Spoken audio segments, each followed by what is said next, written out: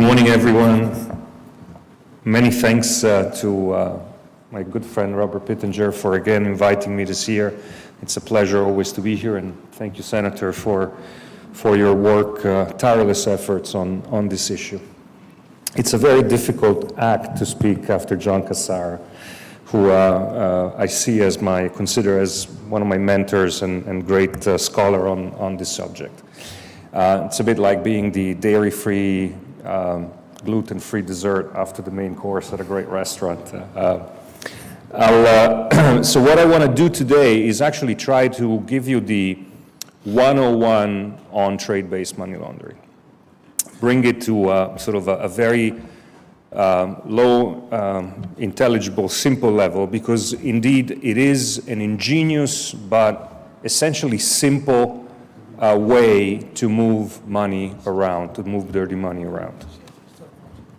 Trade-based money laundering essentially is the movement of value from point A to point B by using merchandise. It can be any merchandise in any volume, quantity, size, or form.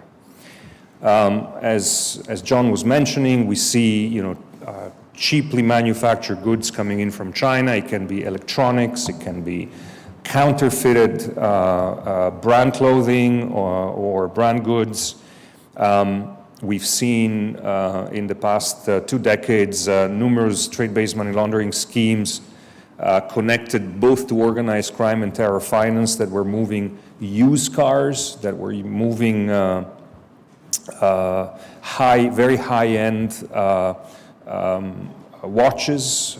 So you pick and choose your merchandise, your item. The point is just to have something of value that can be moved from point A to point B through trade. So the trade is the apparently legitimate component of the transaction, which allows the dirty money entering point A to come out clean at point B. And I want to give you an example by using the story of John Doe, a small-town contractor.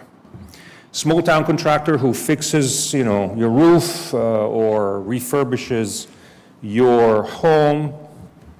John Doe goes to somebody who wants their house refurbished, makes a proposal, and of course he says, I can bring the price down. Now I can do A or I can do B. I can make you pay this much, or I can give you a 30% discount and make you pay some of it in cash. And of course, if I do that, I'm going to have to use undocumented workers, qualified, but they're undocumented. I'll pay them in cash.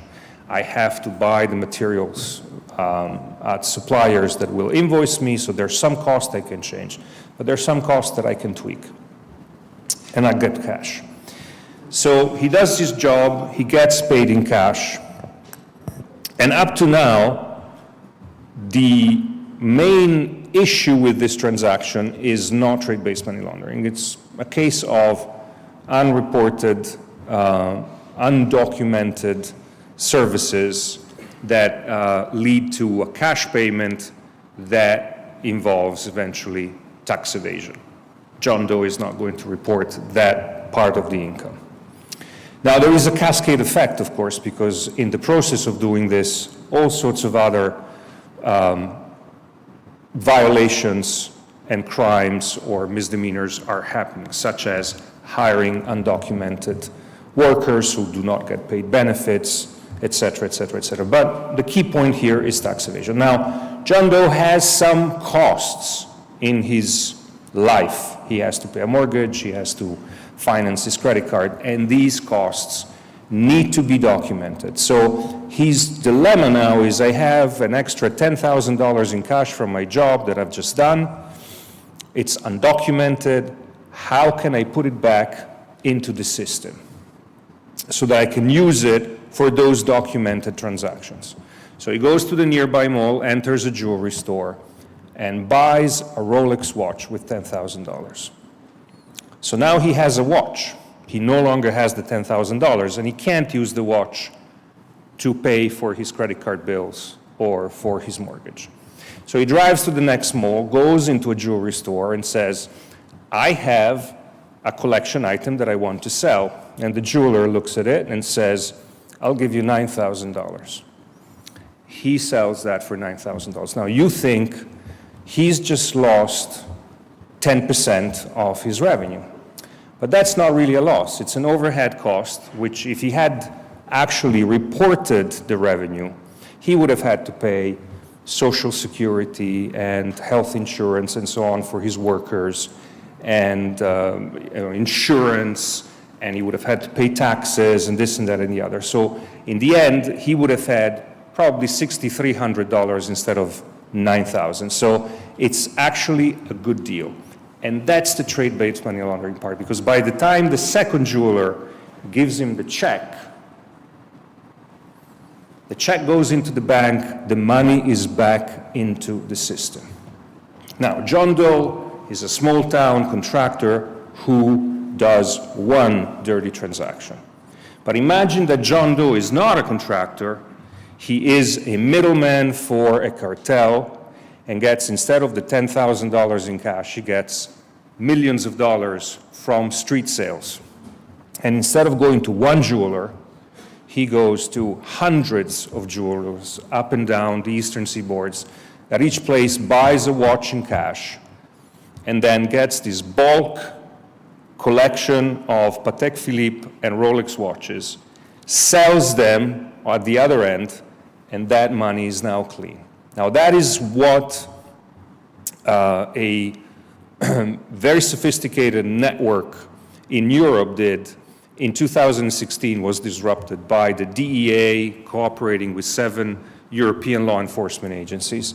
And this network involved buying used cars in Europe with dirty cash and also buying Rolexes and Patek Philippe watches and then shipping them to Lebanon, where the gold watches were being sold at a steep profit by a network of local gold dealers, jewelers, and so on. And this was a system that was being used to launder hundreds of millions of dollars every month. And the revenue, and this is the point about the $1,000 difference in the purchase and sale, the people involved in the trade providing the services to cartels and organized crime take a commission. So the money launderers in Europe who were running this very sophisticated system to launder money for the drug cartels were getting revenue out of it, and that money was going to finance the purchase of weapons for Hezbollah in Syria to fight on the Assad regime side in the civil war.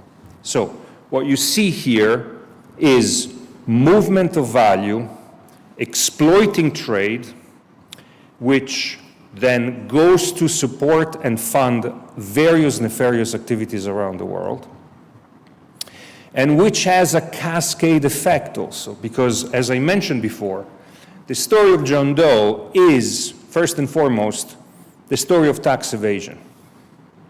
But there is a cascade effect, because once he decides to evade taxes, he makes his client complicit in a fraudulent transaction. He hires undocumented workers. He fails to pay social benefits. The cascade effect means that as you start these entering and becoming involved into these systems, there are, as John mentioned, a number of additional crimes, misdemeanors, violations. So what we see in trade-based money laundering is, of course, fraudulent documentation. Sometimes the trade does not happen at all. There are just fraudulent invoices issued by complicit companies that are moving value for organized crime. Sometimes, as the senator mentioned, you have under or over invoicing. Most of the time, you have tax evasion. There is complicity by the service providers to the companies that are engaged in this activity. So you have fraud on the part of accountants, notaries, lawyers, and so on. There is an element of corruption, because when you're moving merchandise and the merchandise is not what the accompanying paper reflects, you need to buy off officials at the ports of entry. You need to buy politicians that will protect your businesses. So there is a cascade effect that does not involve just one violation, but you have a whole host of attendant crimes that are part and parcel of the system. It is a mechanism that spreads and corrupts well beyond the single transaction that we're looking at. So it is an extremely pernicious form of money laundering. And it is one that, as both John and the senator said, is extremely difficult to combat. Why? Because in the age of globalization, we cannot monitor every single transaction and every single movement of goods if we do not want to disrupt global trade. And because, second reason, because trade-based money laundering, as I mentioned, can use any product in any type of commercial transaction to move dirty money, you cannot focus on a specific component of international trade. I look a lot at Latin America and specifically the tri-border area of Argentina, Brazil, and Paraguay. And for years, the main products that were being used for trade-based money laundering were affordable electronics, mobile phones, PlayStations, tablets, printers, electronics. Now, in January, February of 2020, something traumatic happens to international trade, and specifically to the flow of electronics to the tri-border area. What happens is the COVID pandemic, of course. And why does that impact the tri-border area specifically? Because many governments in Latin America, including the governments of that area, completely shut down the border, and that impacts cross-border trade. So where does trade-based money laundering shifts?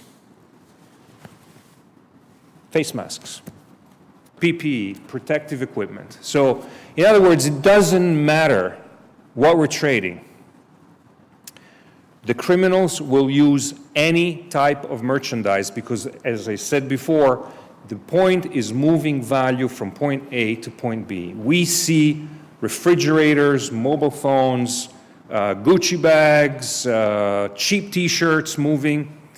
They see the dollar equivalent of a brick of cocaine or a bag of fentanyl pills. And that is the challenge of trade-based money laundering. Thank you.